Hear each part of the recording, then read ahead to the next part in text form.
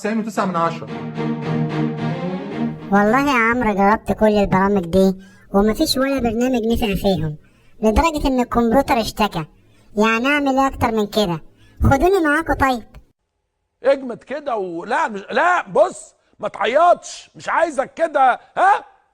اجمد، لسه اللي جاي جامد. كل أداة من الأدوات دي جبارة، فكت تشفير ملفات كتير وأنقذت ناس كتير من البهدلة، لكن للأسف ما عرفوش يفكوا تشفير ملفاتي.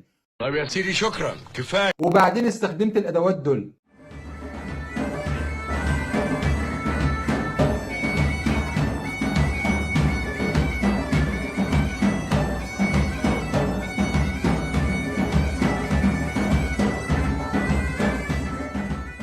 وبعدين بحثت على النت على كل أداة ممكن أقدر أوصل لها واستخدمتها. قعدت أشتغل في علاج المشكلة دي لمدة 3 أسابيع بمئات البرامج